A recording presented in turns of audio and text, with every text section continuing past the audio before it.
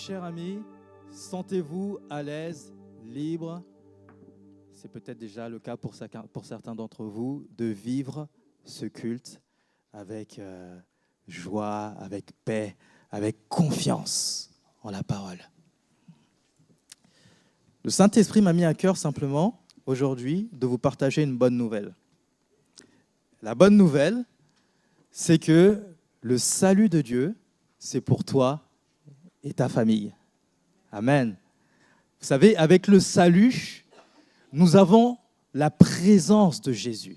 C'est tous ceux qui reçoivent Jésus dans leur vie et qui acceptent de se soumettre à lui. Pas que le fait de croire qu'il existe, non, mais de lui faire confiance et de marcher avec lui main dans la main. Marcher avec Jésus main dans la main, c'est accepter de vivre conformément aux Écritures. Ça, c'est vivre avec Jésus main dans la main. Et avec toute cette bénédiction, nous avons la paix, la joie, la grâce, le pardon, la réconciliation. Et toutes ces choses-là sont pour nous, toi, moi et chaque membre de notre famille. C'est une promesse de Dieu.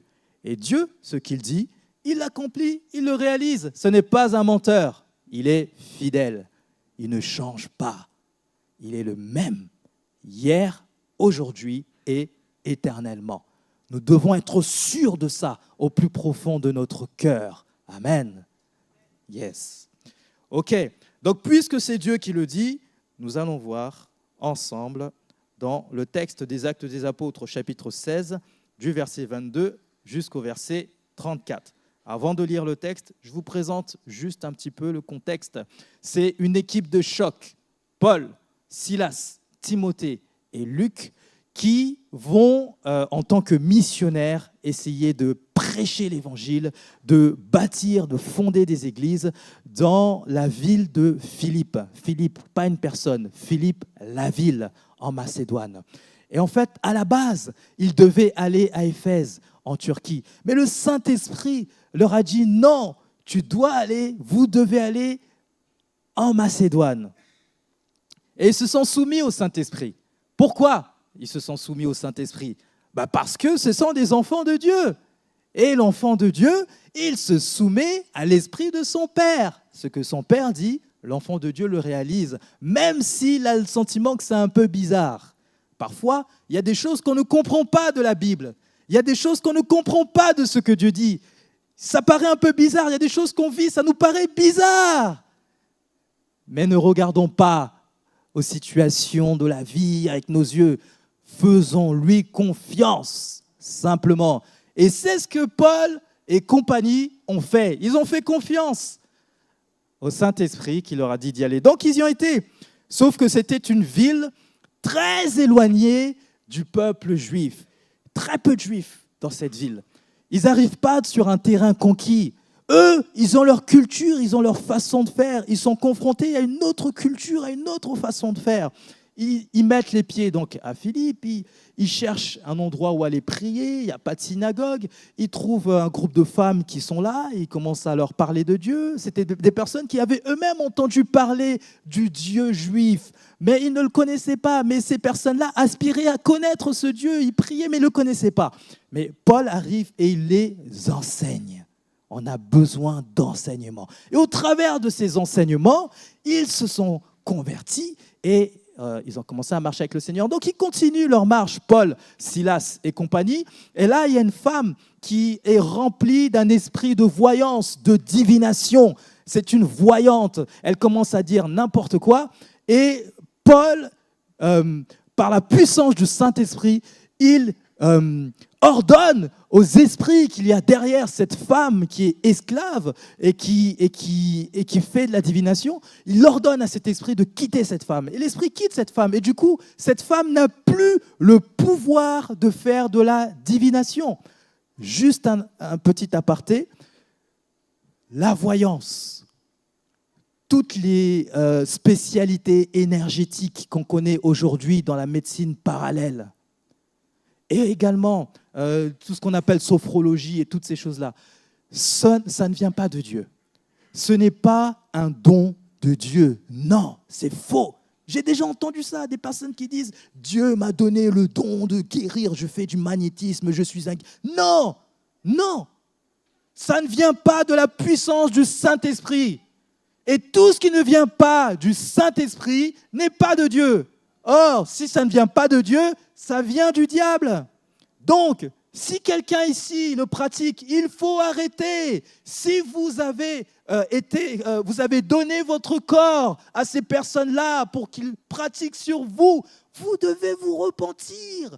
Pourquoi ? Parce que comme cette femme, il y a une possession démoniaque. C'est le risque. Et le diable, il ne vient que pour dérober, égorger et détruire. Parfois, il y a des choses, je ne comprends pas, il y a des schémas, il y a des choses qui se répètent dans ma vie. Je ne sais pas d'où ça vient, mais parce qu'il y a des portes qui ont été ouvertes et le diable a eu accès et il a fait n'importe quoi dans votre vie. Il faut s'en détourner, s'en repentir. Si c'est le cas, n'hésitez pas à aller voir un responsable spirituel et à peut-être que vous auriez besoin de délivrance et à se laisser accompagner avec la parole de Dieu et l'action du Saint-Esprit. Amen. Amen. Et donc cette femme a été délivrée, mais ça ne plaît pas aux gens qui sont autour de lui, notamment ses maîtres. Ces maîtres gagnaient de l'argent au travers de cette femme parce que les gens avaient besoin de connaître leur avenir et ils avaient besoin de connaître tout un tas de choses, ils avaient besoin de faire tout un tas de choses nébuleuses pour pouvoir réussir dans la vie. Et du coup, vu qu'elle n'a plus ce don, il n'y a plus d'argent pour les maîtres. Et ça les a mis en colère. Donc, ils ont commencé à faire quelques turbulences autour d'eux pour que Paul et son équipe soient mis en prison et tout le reste. Donc, Paul et Silas seront mis en prison. Timothée, Luc et les autres, eux, non. Probablement parce que c'était les leaders, il fallait faire quelque chose. Quand on attaque la tête, quand la tête tombe, alors forcément, le reste, le corps suit. Donc, c'est ce que nous lisons dans les Actes des Apôtres, chapitre 16, versets 22 à 34. C'est parti. La foule s'est aussi soulevée contre eux, et les juges ont fait arracher leurs vêtements et ordonné qu'on les batte à coups de fouet. Après les avoir roués de coups, ils les ont jetés en prison en recommandant aux gardiens de la prison de les surveiller de près. Waouh! C'est le Saint-Esprit qui les a conduits à aller à Philippe. Et ils se retrouvent à se faire fouetter et on les met en prison. Probablement que ce n'était pas ce qu'ils espéraient. Mais c'est la situation dans laquelle ils se trouvent et c'est l'Esprit de Dieu qui les a conduits à ça. C'est terrible. Parfois, nous pouvons nous retrouver dans des situations complexes, dans des situations où on a l'impression que ça bloque, ça n'avance pas. Alors qu'au départ, on a le sentiment que Dieu nous a envoyés. L'attitude de Paul, on le verra par la suite, et Silas n'a pas été la plainte, l'apitoiement, la condamnation vis-à-vis de Dieu. Ça a été une autre attitude, parce qu'ils avaient confiance dans le fait que Jésus, le chemin, la vérité et la vie, a des projets de paix pour chacun d'entre eux. Si ce n'est pas ce qu'ils voient là tout de suite, c'est qu'il y a quelque chose de grand et puissant qui va en ressortir derrière. Ils avaient cette conviction. Quoiqu'ils étaient habitués à vivre des persécutions et tout le reste. Mais ce n'est pas parce qu'on est habitué à vivre des choses que pour le coup, on s'y plaît. Se faire fouetter, emprisonner, ce n'est pas plaisant. Et pourtant, c'est ce qu'ils ont expérimenté alors que c'est Dieu qui les a envoyés à Philippe. Est-ce que Dieu est véritablement avec eux ? Moi, je crois que oui. Et d'ailleurs, c'est ce qu'on va voir. Face à une telle consigne, le gardien les a jetés dans la prison intérieure et a emprisonné leurs pieds dans des entraves. Donc, ils ont fait tout le nécessaire pour qu'ils ne puissent pas sortir de cette prison. Le gardien a une lourde responsabilité. Vers le milieu de la nuit, Paul et Silas priaient et chantaient les louanges de Dieu et les prisonniers les écoutaient. Ils priaient, chantaient les louanges de Dieu et les prisonniers les écoutaient. Ils n'étaient pas dans l'apitoiement, ils n'étaient pas dans le découragement. Pourquoi ? Parce qu'ils avaient quelque chose de spécial. Ils étaient connectés directement à la source de vie. Ils étaient entre les mains de Jésus-Christ, ce qui dira « Rien ni personne ne pourra vous ravir d'entre mes mains. Combien même il y a des autorités qui existent et qui vous mettent en prison, lui, il est au-dessus de toute autorité. Et ça, il le savait. Voilà pourquoi ils n'étaient pas abattus, les gars.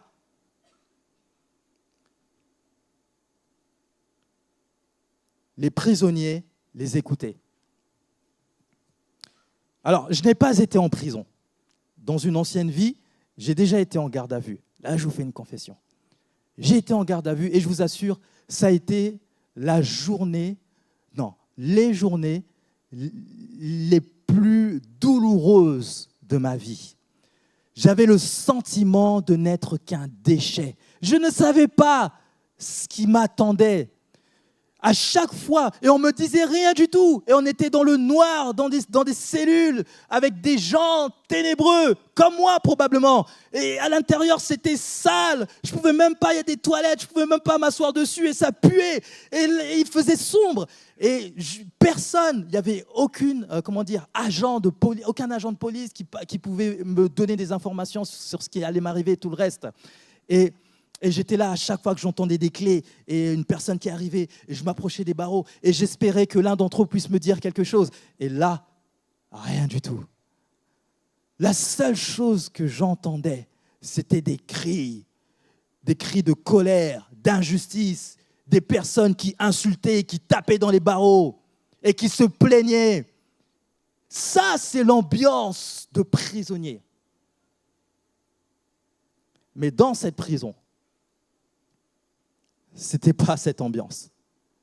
Paul et Silas louaient le Seigneur et priaient. Et les prisonniers, ils les écoutaient. Ils devaient se dire, mais c'est quoi ce délire?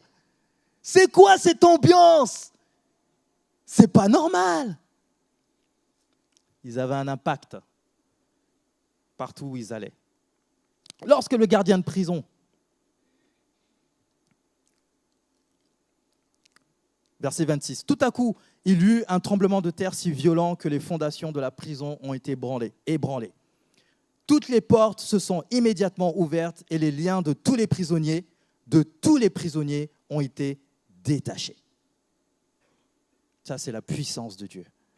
Lorsque le gardien de la prison s'est réveillé et a vu les portes de la prison ouvertes, il a tiré son épée prêt à se tuer, car il croyait que les prisonniers s'étaient enfuis. Mais Paul a crié d'une voix forte, « Te fais pas de mal, car nous sommes tous ici. » Alors le gardien a demandé de la lumière et il est entré précipitamment. Il s'est jeté tout tremblant aux pieds de Paul et de Silas. Et il les a fait sortir et a dit, « Mais Seigneur, que faut-il que je fasse pour être sauvé ?» Paul et Silas ont répondu, « Crois au Seigneur Jésus-Christ et tu seras sauvé, toi et ta famille. » Amen. Et ils lui ont annoncé la parole du Seigneur, ainsi qu'à tous ceux qui étaient dans sa maison. À cette heure-là de la nuit, le gardien les a emmenés pour laver leurs plaies, et il a immédiatement été baptisé, lui et tous les siens, après les avoir conduits chez lui. Il leur a servi à manger.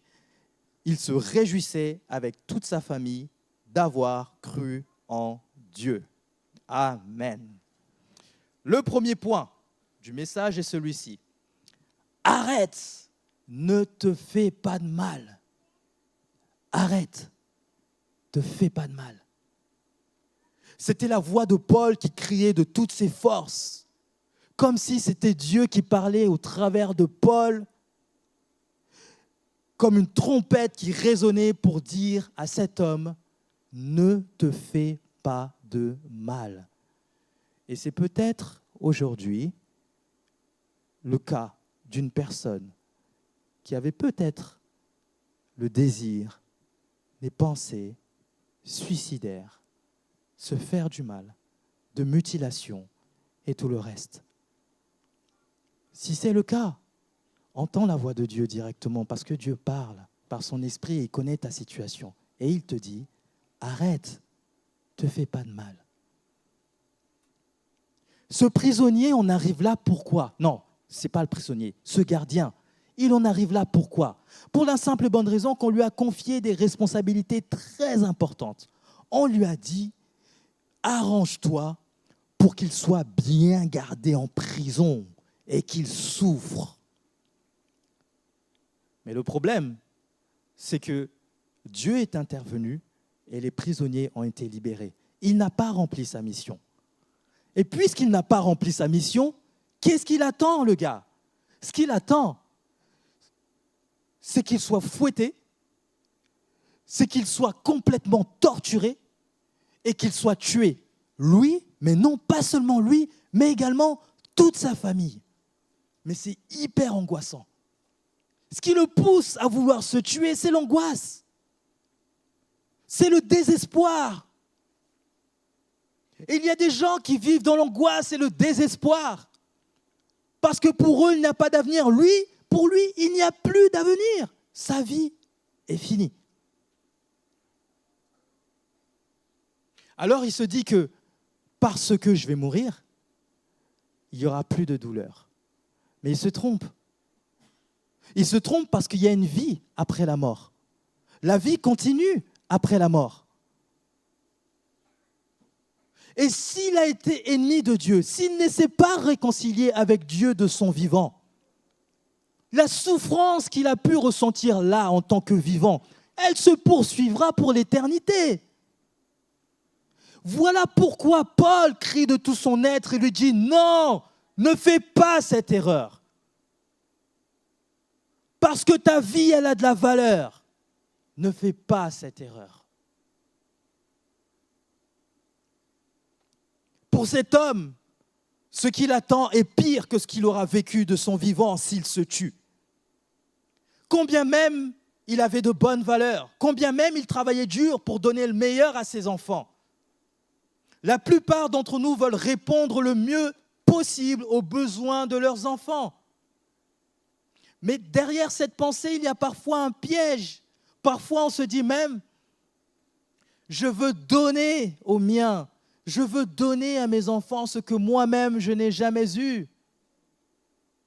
Mais je lisais une citation d'un homme qui réfléchissait et qui s'est dit, nous pouvons la lire ensemble, nous sommes tellement occupés à donner à nos enfants ce que nous n'avons pas eu, que nous n'avons pas le temps de leur donner ce que nous avons eu.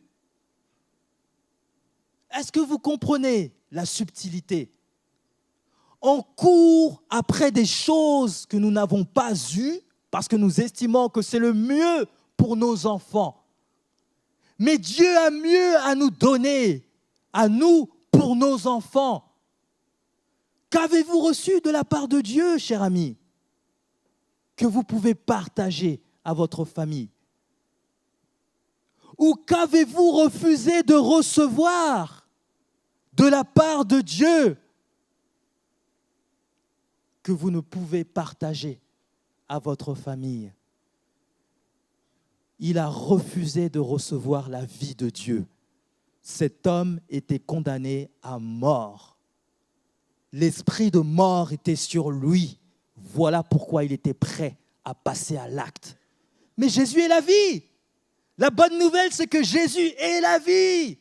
Le chemin et la vérité, celui qui nous conduit directement vers le Père et qui nous réconcilie avec lui pour qu'on puisse vivre libérés de tout ce qui vient nous enfermer comme faux raisonnement, afin qu'on puisse donner le meilleur à nos proches. Il pensait donner le meilleur, mais le meilleur pour lui, c'était la mort, là. Crois-tu que le meilleur est la mort pour ta vie et ta famille? Non. Reconnaissons que nous avons besoin d'aide. Reconnaissons que nous avons besoin d'un sauveur, que nous avons besoin de quelqu'un qui nous donne une direction. Il a fallu que le gardien vive cette situation catastrophique pour qu'il réalise que depuis toutes ces années, il a vécu une vie mortelle qui devait le conduire à la mort. Il a fallu qu'il passe par cette situation angoissante. Il a fallu qu'il passe par cette situation difficile pour qu'il prenne conscience qu'il y a un Dieu puissant qui peut le sortir de cette situation. Alors merci Seigneur pour les épreuves. Et vous pouvez le dire, merci Seigneur pour les épreuves. Merci pour mon épreuve, combien même il y a la tristesse associée. mais je crois que tu es bon en tout temps. Je crois que tes projets sont réellement des projets de paix pour moi. Cet homme dira, je suis en danger. Que faire pour être sauvé?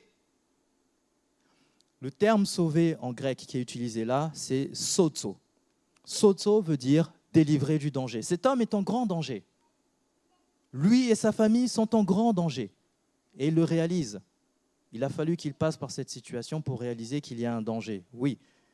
Sozo, c'est délivré du danger, délivré du péché, délivré du jugement de Dieu. Que faut-il faire pour être délivré du péché? Que faut-il faire pour être délivré du jugement de Dieu? Alors le deuxième point que je vous propose est celui-ci. Crois au Seigneur Jésus-Christ et tu seras sauvé. Il avait besoin d'être sauvé de la mort, de ses intentions mortelles. Et le seul qui est capable, c'est Jésus. Crois au Seigneur Jésus. Alors, il n'est pas question de faire, parce que sa question, c'est qu'est-ce qu'il faut que moi, fasse? Parce que c'est tout ce qu'il a connu depuis toujours. Il a construit sa vie seul, sa carrière. Il a travaillé dur. Sa famille, il a travaillé dur. L'éducation de ses enfants, il a travaillé dur. Mais comme ça, du jour au lendemain, pouf, tout va disparaître. Il faut qu'on passe par le feu pour réaliser notre ignorance. Il était complètement ignorant. Il pensait que c'était lui qui avait fait. Mais qui lui donnait les forces, le souffle de vie, l'intelligence? Qui veillait sur sa famille? Est-ce lui qui a tout fait? Non. Et il était dans cette attitude-là. Il pensait qu'il pouvait encore faire quelque chose pour s'en sortir. Tu penses que tu peux encore faire quelque chose pour t'en sortir? Non. Ça suffit. Paul et Silas lui disent, il n'est plus question de faire là, mais il est question de croire.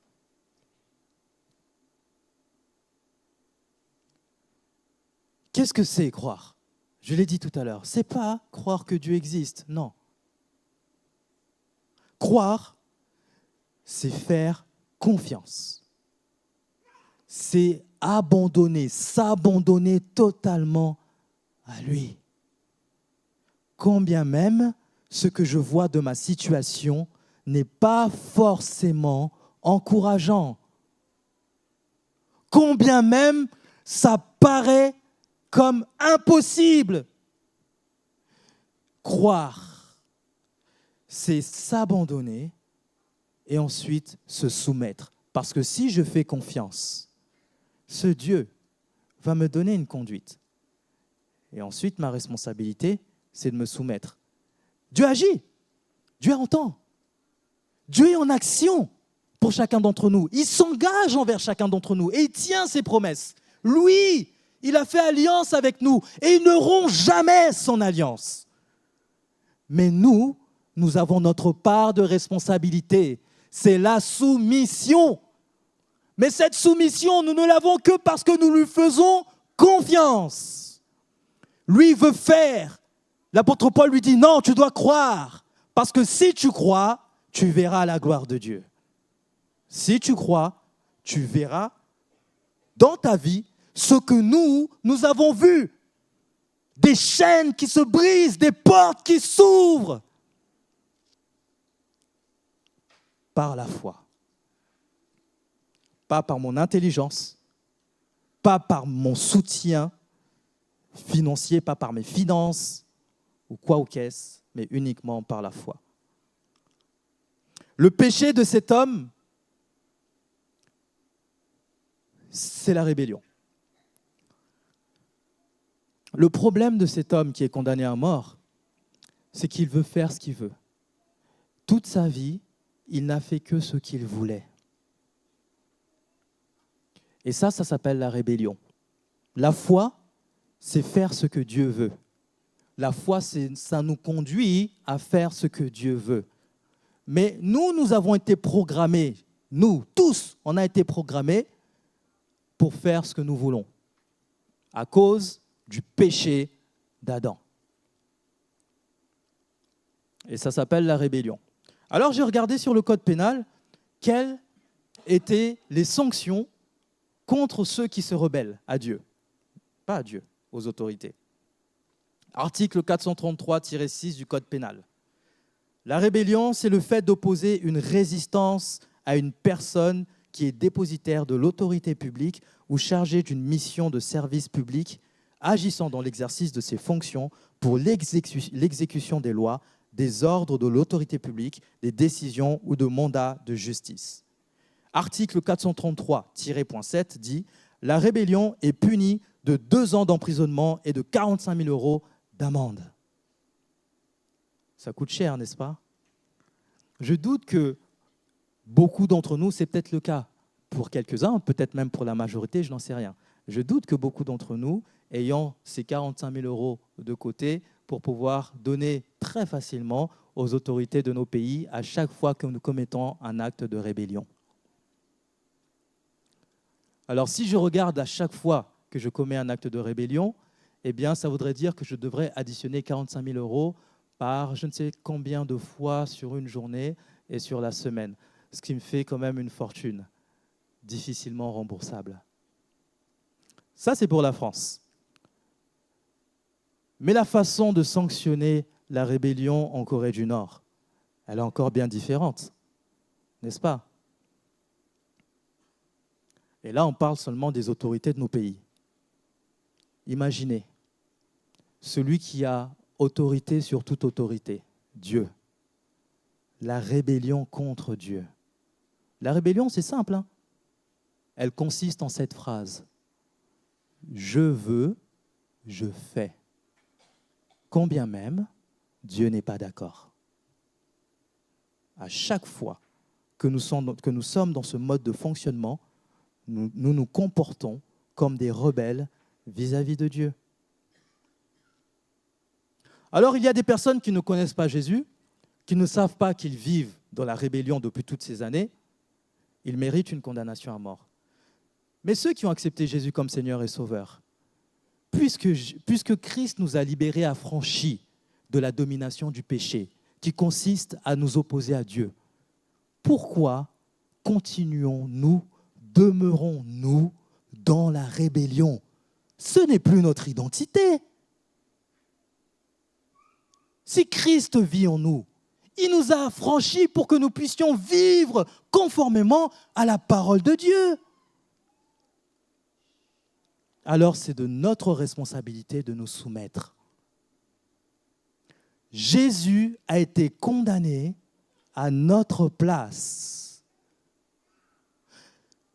Je vous raconte très rapidement une histoire que j'ai entendue. Un enfant, au sein de sa famille, sa sœur était atteinte d'un cancer. Et pour que sa sœur vive, c'était cancer de sang, pour que sa sœur vive, il fallait une greffe de moelle. Et en fait, à cet enfant, on lui a dit, et c'était la seule personne de compatible avec sa sœur, donc la seule personne qui pouvait sauver sa sœur. Et à cet enfant, on lui a dit, on va te prendre de la moelle et on va le mettre sur ta sœur pour qu'elle vive. Et cette personne a mûrement réfléchi, elle a dit que c'était d'accord, c'était un enfant, c'était OK. Et donc, dans le lit d'hôpital, ils font donc, les traitements, les soins, prélèvement de la greffe pour le mettre à sa sœur. Et pendant que le prélèvement se fait, la sœur est en train de reprendre des couleurs, et elle parle, et tout le reste. Et lui, au contraire, il est en train d'en perdre. Il est content pour sa sœur. Mais voici ce qu'il demandera par la suite. Quand est-ce que je vais commencer à mourir? Est-ce que vous avez compris l'état d'esprit de cet enfant? Cet enfant pensait que parce qu'on allait lui prélever sa greffe de moelle, il allait mourir. Et il était prêt à mourir pour sa sœur, pour que sa sœur puisse vivre. C'est fabuleux, n'est-ce pas? On est d'accord ou pas? Oui, c'est merveilleux. Peut-être que si je vous posais la question, si je vous demandais, est-ce que vous seriez prêt à mourir pour votre fils? Est-ce que vous seriez prêt à mourir pour votre mère? Peut-être que vous me direz, oui, je suis prêt. Je ferai tout et n'importe quoi pour qu'elle vive ou il vive ou quoi ou qu'est-ce. Gloire à Dieu. Mais l'apôtre Paul pose une question à un moment donné dans les épîtres aux Romains. Est-ce que vous seriez prêt à mourir pour quelqu'un qui vous rejette? Est-ce que vous seriez prêt à mourir pour quelqu'un qui vous condamne, qui vous maltraite, qui vous fait du mal, qui vous offense? Est-ce que vous seriez prêt à mourir pour des gens détestables? Non, n'est-ce pas? Moi, j'en suis incapable. Mais Jésus l'a fait. Le texte nous dira, dans les Épîtres aux Romains, chapitre 5, versets 7 à 9, « À peine mourrait-on pour un juste, quelqu'un qui fait le bien. » On pourrait mourir pour quelqu'un qui fait du bien, pour quelqu'un qu'on aime. Mais Dieu prouve son amour envers nous en ce que lorsque nous étions encore des pécheurs, Christ est mort pour nous. Alors à plus forte raison donc, maintenant que nous sommes justifiés par son sang, serons-nous sauvés par lui de la colère. C'est là l'amour de Dieu pour chacun d'entre nous, pour toi et pour moi, qui étions et qui sommes encore parfois détestables. Ne cherchons pas à faire, cherchons Jésus. Jésus dira, sans moi, vous ne pouvez rien faire. Le faire, ça va venir. Mais ça ne va venir que si je suis lié à la source de vie, à celui qui donne la capacité et la volonté de faire.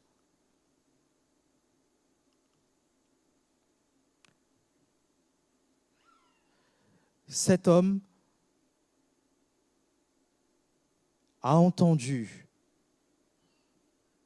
le moyen par lequel il pouvait être délivré de la situation dans laquelle il était. Et ce moyen, c'était de croire, de faire confiance à Jésus pour qu'il soit sauvé. Mais pas que lui. Il y a aussi sa famille, parce que sa famille est aussi en danger.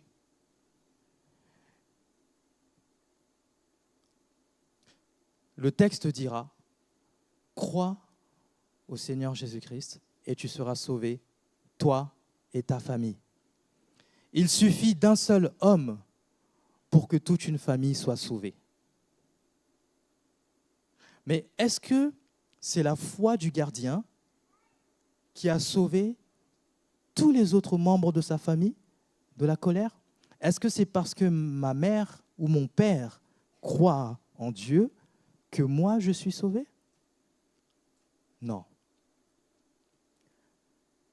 Jean 3,16 dit, Dieu a tellement aimé le monde qu'il a donné son Fils Jésus pour que quiconque, ça veut dire que le salut est individuel. C'est personnel. Tu n'es pas couvert par la foi de ton père ou de ta mère, ou de ton frère ou de ton mari ou de ta femme. Tu es au bénéfice, ces bénéfices, de la vie sont aussi tes bénéfices. Mais devant Dieu, tu es condamné à mort si tu n'acceptes pas Jésus comme Seigneur et Sauveur. Ce texte ne nous dit pas que parce que je veux baptiser mon enfant sera sauvé. Non. C'est quiconque croit. Il ne nous dit pas non plus parce que je vais présenter mon enfant à l'église, il est sauvé. Non. Ça ne nous dit pas ça. C'est quiconque croit. Mais alors, comment sa famille, parce que du coup c'est une promesse de Dieu, comment sa famille sera sauvée? La foi d'un homme ou d'une femme peut faciliter la conversion des autres. Faciliter la conversion. Parce que tu es témoin de Jésus-Christ et qu'il vit en toi et qu'il transforme ton caractère, les gens vont le rencontrer au travers de toi. Ta femme, ton mari vont rencontrer Jésus au travers de toi. C'est ton changement. C'est ta paix. C'est ta joie qui va être un moyen par lequel les autres membres de ta famille vont être touchés par Jésus-Christ. Et leur responsabilité par la suite, c'est de l'accueillir, ce Jésus. Si Jésus vit en toi, tu es son témoin. Quand il te voit, il voit Jésus. Ta vie n'est pas insignifiante. Toi qui es là ce matin, aujourd'hui, tu ne connais pas Jésus. Justement, c'est l'opportunité, c'est ton jour. Tu connais Jésus? Alors fortifie-toi et prends courage. Et continue, ne te lasse pas de faire le bien dans ta famille. Ne te lasse pas d'amener la paix dans ta famille. Ne te lasse pas de parler de Jésus dans ta famille. Ne te lasse pas. Derrière cela, il y a une promesse. Ce que Dieu fait en toi sera au bénéfice des autres afin qu'ils croient pour être sauvés. Celui qui est guéri, guérit. Celui qui est blessé, blesse. Le changement commence par toi et se poursuit sur les autres. Si tu es là aujourd'hui, c'est parce que le Seigneur veut changer quelque chose dans ta vie afin que tu aies davantage d'impact au sein de ta famille. Dieu a toujours pris un homme pour toucher sa famille. Noé, Genèse chapitre 6, verset 17. La Bible dit qu'il n'y avait qu'un seul homme qui était juste sur la terre. Un seul. Noé. Ce n'était pas le fils, ce n'était pas ses belles filles, ce n'était pas sa femme, juste Noé. Et pourtant, voici ce que le texte nous dit. Et c'est Dieu qui parle. Il dit « Je vais faire venir le déluge des eaux sur la terre pour détruire sous le ciel tout être animé de vie. Tout ce qui est sur la terre périra. Mais j'établirai mon alliance avec toi et tu entreras dans le bateau. Toi, tes fils, ta femme et tes belles-filles avec toi. Toi. Et avec toi. Dieu te parle personnellement, toi. Il te parle. Parce qu'il a quelque chose à faire pour ta famille. Comme pour Noé. Comme pour Rahab. Rahab, dans Josué chapitre 6, verset 25. Josué laissa la vie sauve à Rahab, la prostituée, ainsi qu'aux membres de sa famille. Et il épargna tous ses biens parce qu'elle avait caché les hommes que Josué avait envoyés en reconnaissance à Jéricho. Elle habite parmi les Israélites jusqu'à aujourd'hui. Rahab et toute sa famille ont été sauvés parce qu'elle a accepté de faire confiance au Dieu de Josué, qui est devenu son Dieu. Et Rahab fait partie de la descendance, l'ascendance de Jésus. Parce qu'elle a cru. Au travers de sa foi, sa famille a été gardée. Ils ont bénéficié de la puissance que Dieu mettait dans sa vie. Une seule femme, un seul homme pour toute une famille. Dans le Nouveau Testament, Lydie, toujours dans les Actes des Apôtres, chapitre 16, tout à l'heure, je vous ai dit que l'apôtre Paul, quand ils sont arrivés à Philippe, il n'y avait pas de synagogue, il n'y avait rien du tout. Et ils cherchaient un endroit où ils allaient prier. Ils ont trouvé un groupe de femmes qui étaient là. Elles cherchaient ce Dieu, elles ne le connaissaient pas. Elles priaient sans savoir comment. Et c'est là que l'apôtre Paul a commencé à les enseigner. Et voici ce que nous dira le texte. Il y avait parmi elles une marchande d'étoffes, de pourpre, nommée Lydie, originaire de la ville de Thyatire. Une non-juive qui adorait Dieu. Elle écoutait et le Seigneur ouvrit son cœur de sorte qu'elle fut attentive à ce que disait Paul. Elle fut baptisée avec sa famille et ceux qui en dépendaient. L'évangile n'est pas fait que pour les pauvres ou pour les personnes qui souffrent. C'est pour toute personne. Cette femme était une noble. Elle avait tout ce qu'elle voulait. Mais elle a compris une chose, qu'elle était condamnée à mort et qu'elle avait besoin du Sauveur. Et au travers d'elle, sa famille est passée par les eaux du baptême parce qu'ils ont cru. Alors, investir sur une personne, vous savez, lorsqu'on est en situation de responsabilité ou lorsqu'on veut faire des disciples, parce que c'est la responsabilité de chaque enfant de Dieu, faire des disciples. Investir sur une seule personne, prendre du temps pour une seule personne, c'est se donner la possibilité de gagner toute une famille. Mais pour cela, il faut qu'il y ait une cohérence entre ce que moi je vis et ce que je dis. Comment est-ce que le gardien a pu avoir un impact au sein de sa famille? Parce qu'il y avait une cohérence. J'aimerais inviter le groupe de louanges à s'avancer. On va bientôt clôturer. Crois au Seigneur Jésus-Christ et tu seras sauvé, toi et ta famille. Le gardien l'a expérimenté parce qu'il a pu exercer un impact au sein de sa famille. Dieu veut que nous puissions exercer un impact, là, chacun d'entre nous, je vous assure, auprès de notre famille. Un impact.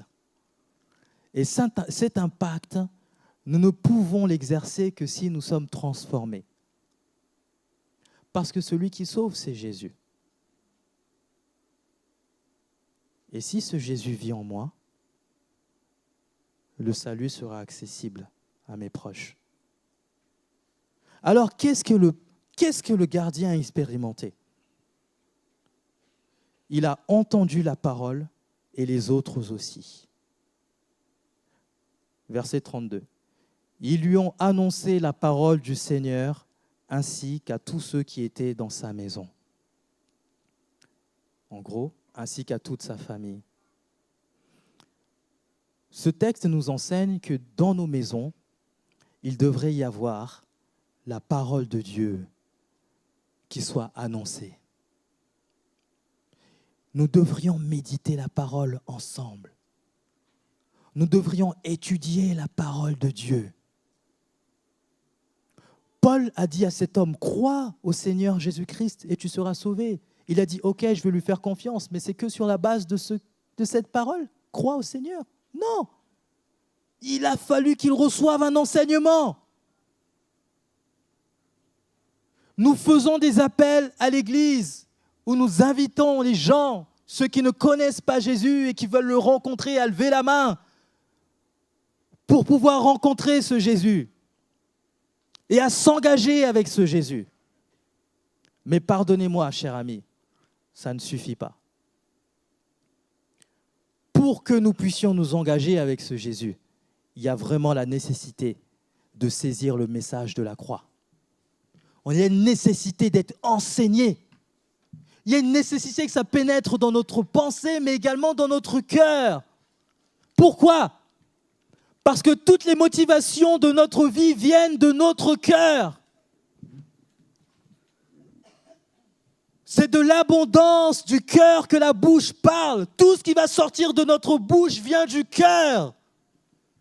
Si la parole de Dieu n'est pas descendue au plus profond de notre cœur, mais elle est restée juste là, dans une connaissance intellectuelle, il n'y a pas de changement.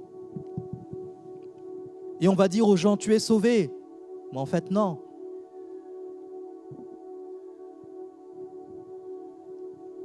La Bible parle de fruits de la repentance. Il faut qu'il y ait du résultat à ce changement. Et vous savez ce que c'est le résultat de ce changement? C'est l'obéissance. La foi produit l'obéissance. Et c'est le changement de caractère. La foi produit l'amour, la douceur, la paix, la maîtrise de soi, la confiance, la soif pour les choses de Dieu, la soif pour la prière, la soif pour la louange, la soif pour la parole. Et le Saint-Esprit, s'il est dans le cœur de cette personne, elle lui convainc que c'est un enfant de Dieu. Et ce qui se passe dans mon cœur, cette transformation, c'est ça qui va amener la transformation dans la vie des autres. Cet homme a entendu la parole de Dieu. Il s'est laissé enseigner, mais il a été un moyen par lequel, il a été un facilitateur pour que ceux qui sont autour de lui aient accès également à la parole de Dieu. Nous devrions être, en tant que parents, des facilitateurs pour que nos familles, nos enfants, nos proches entendent la parole de Dieu. La dire, c'est une bonne chose, et l'incarner, c'est encore mieux. Fruit de la repentance. La repentance, le fruit de sa repentance a été immédiate. C'est même pas des années, on se dit, mais oui, mais un jour, il y aura... Non, c'est là, tout de suite, dès maintenant. Qu'est-ce qui se passe pour lui? Verset 33. À cette heure de la nuit, le gardien les a emmenés pour leur laver leurs plaies. Le gardien a commencé à laver leurs plaies. Quelle marque d'amour! Pourquoi s'est-il mis à faire ça? Parce que lui-même, il a été lavé de ses péchés. Lui-même, Jésus a pris soin de lui à l'instant où il a accepté au plus profond de son cœur d'abandonner son ancienne vie pour vivre une vie de soumission. Le Saint-Esprit l'a amené la paix dans son cœur. Il a pris soin de lui, il a rassuré, il a encouragé. C'était un gars angoissé, il avait peur de la mort, il avait peur de la douleur, il avait peur des conséquences. Il avait peur de ce qui allait se passer pour lui et sa famille. Il voulait se tuer. Et finalement, il se met à laver les plaies de ceux qui sont potentiellement source de sa destruction. Mais qu'est-ce qui s'est passé en lui? Où est passée cette angoisse?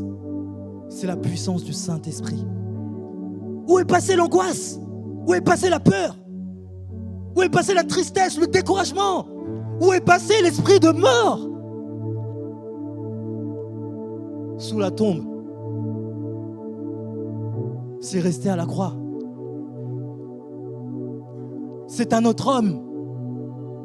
Il est ressuscité avec Jésus. La résurrection, la nouvelle vie. Jésus a pris soin de lui. Et immédiatement, parce que Jésus a pris soin de lui, il a pris soin des autres. Il a commencé à laver les plaies.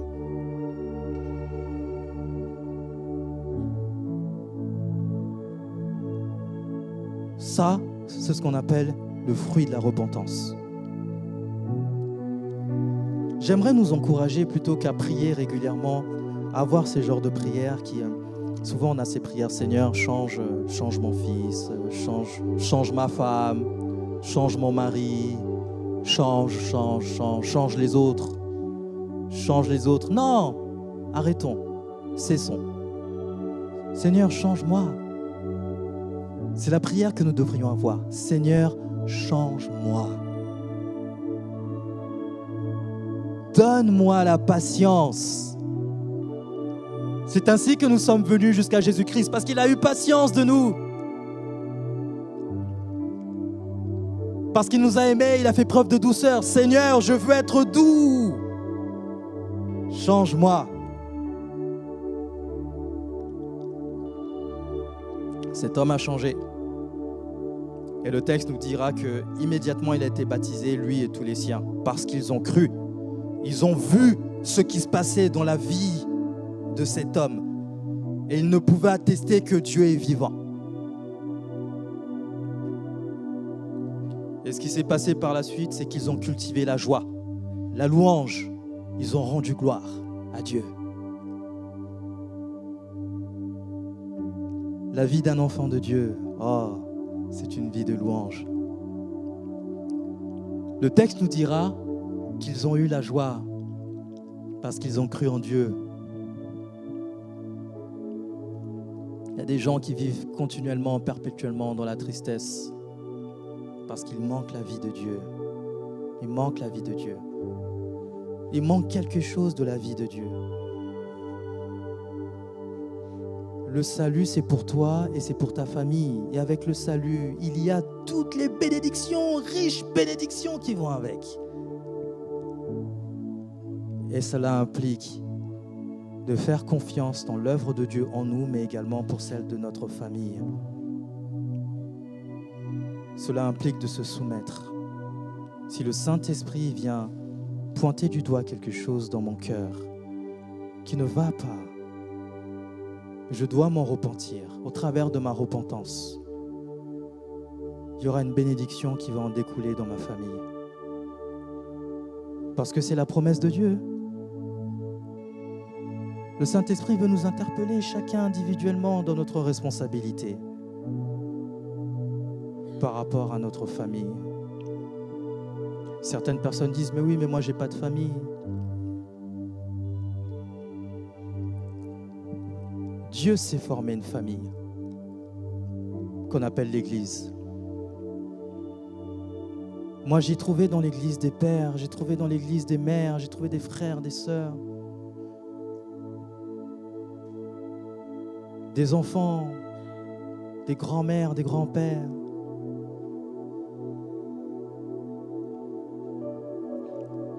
J'aimerais nous encourager, nous allons nous lever, nous allons prier.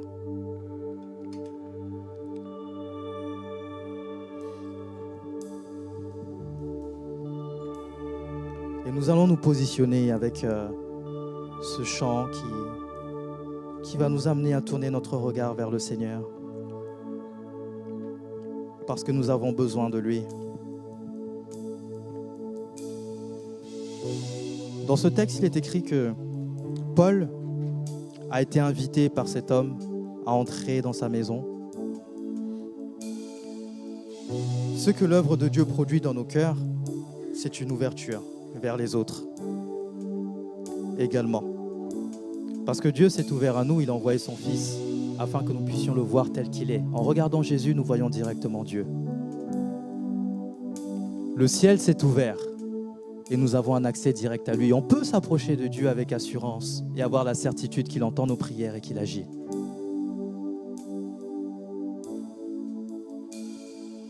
Le voile s'est déchiré. Jésus est allé nous préparer une place.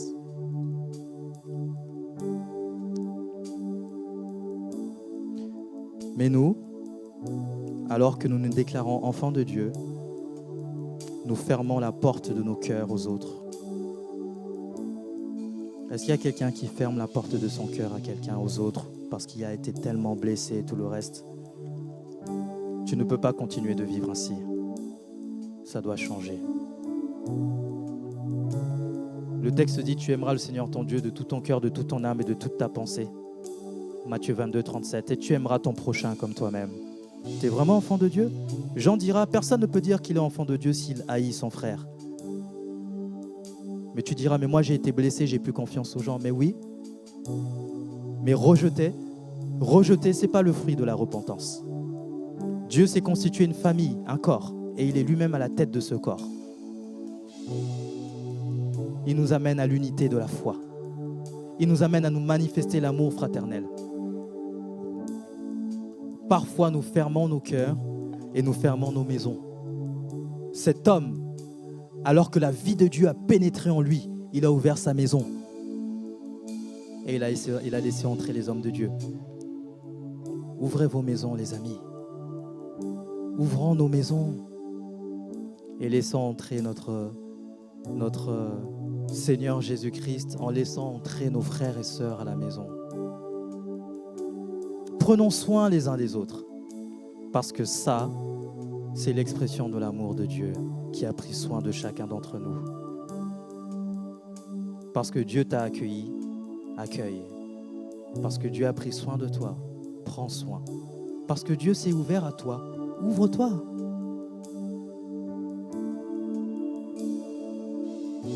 J'aimerais prier avec toute l'Église pour les personnes qui sont animées par des pensées suicidaires et qui vivent dans le désespoir.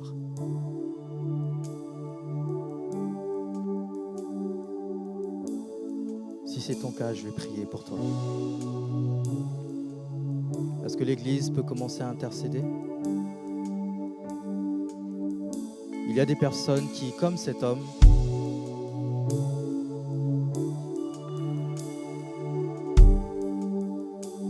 ont voulu se donner la mort. Mais je veux dire à cette personne ici présente que fortifie-toi. Fortifie-toi, prends courage. Accroche-toi à ce Jésus. Accroche-toi à sa parole. Et tu réussiras dans toutes les entreprises. Il y a de l'espoir. Il y a de l'espoir pour ta vie, mon ami. Il y a de l'espoir pour ta vie. Je prie pour que la pensée du Seigneur Jésus-Christ vienne pénétrer tes pensées. Que l'amour de Jésus-Christ puisse pénétrer ton cœur. Je prie contre l'esprit de mort qui vient t'animer et te pousser à la destruction. Je prie et je prends autorité au désespoir, à l'apitoiement. Et j'ordonne au nom de Jésus, je prie au nom de Jésus que la vie de Dieu pénètre ton être tout entier. Que tu reçoives la vie de Dieu en toi, la joie, la paix en toi. Toi qui vis dans le désespoir et qui a tout perdu, qui pense que tout est fini. Non, c'est pas fini. Il est celui qui rebâtit, qui reconstruit dans le néant. Il restaure, il change le mal en bien. Oh Saint-Esprit, relève, fortifie dans le nom de Jésus.